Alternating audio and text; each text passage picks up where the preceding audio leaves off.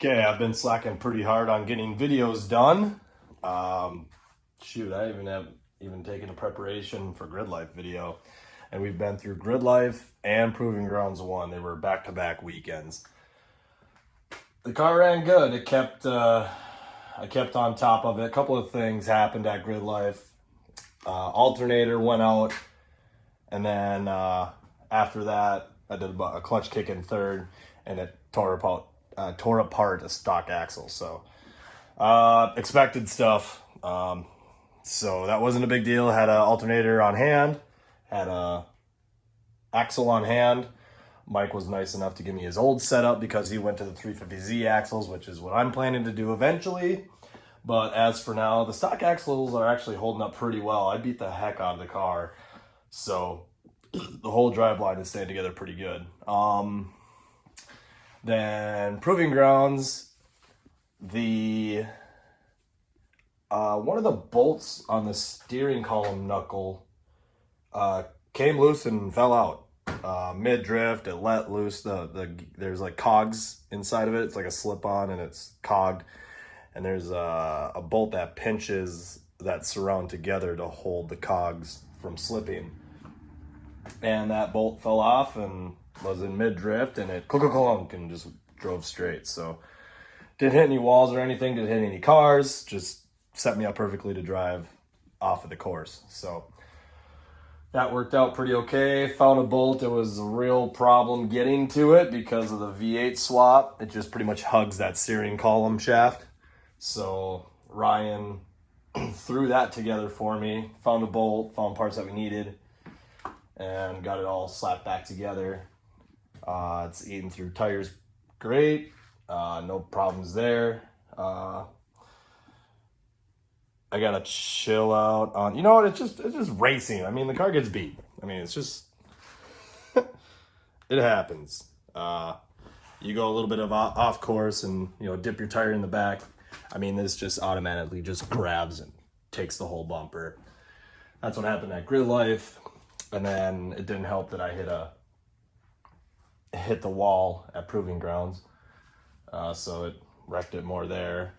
And then in the front, just go off a little bit off course with being how low it is. It just broke that piece off. And then I hit a BMW right here. He had no rear bumper, but he had a bash bar.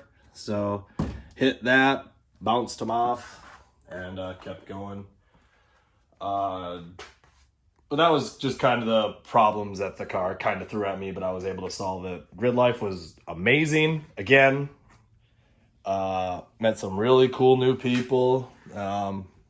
Met some connections, so that's pretty great. Drove my ass off.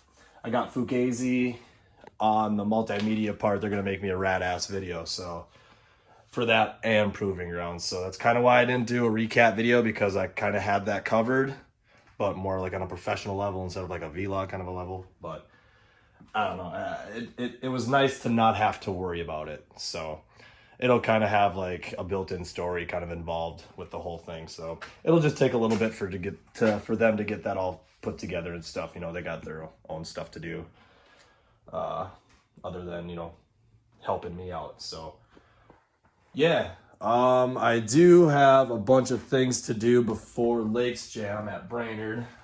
These are popping off. Well, I think this bolt just came off, so just got to put that bolt back on. I should have tightened it a little bit better. This center section popped out. Just kind of what happens when you buy cheap stuff. I didn't realize that, it'd be that bad. I do have new shrouds coming. I have been having overall just heating issues with the car. I'd have to use that sprayer to keep spraying it almost every lap, whether it be at Proving Grounds or Gridlife. I'd have to take hot pits and sit here and let it cool down, get it back to 190 or 200 before I felt safe about taking it out again. And it wasn't even really that warm outside, ambient temp. So, I mean, it's going to be even more of an issue as we get more into summer. So I do have 4,000 CFM fans coming with a new shroud. So I think that's going to really help out my issue, because obviously when I hit it with the sprayer, it cools down the system. So obviously it's not getting rid of the heat. It's just kind of sitting there and kind of getting rid of some of it, but not as efficient as it should be. I've got that to do, or that coming. I've got a new shield for my helmet coming. As you can see, it's that's not, I mean, wipeable. It's pretty bad. So it's hard to see through, especially when we did some night drifting. It was kind of hard to see through. So got a new shield coming for that. Gonna pick up a idler, or not an idler, a tensioner for the serpentine belt. It seemed it's out of play, and it moved a couple of ribs towards the end of into proving grounds. Then the I think the clutch needs to be bled, or the throwout bearing. The throwout bearing needs to be bled. So I'm gonna bleed that out, and then I'm also gonna change the transmission fluid too, because I didn't do that this year. So got some synchro mesh I'm gonna throw in there, and then bleed the clutch, jack the whole car up, do a bolt check, and yeah, just nonstop with these race cars. So, oh no, oh, that's new. I cracked that. That's dandy. I don't even know how the hell, oh, probably when I hit him here, this light probably hit. Damn. Okay, well, hopefully that stays together. And Proving Grounds was awesome as always. Lots of great tandems. Yeah, just, this never gets old. I still lose my voice every event because I get so hyped up in the car. Lots of ride-alongs.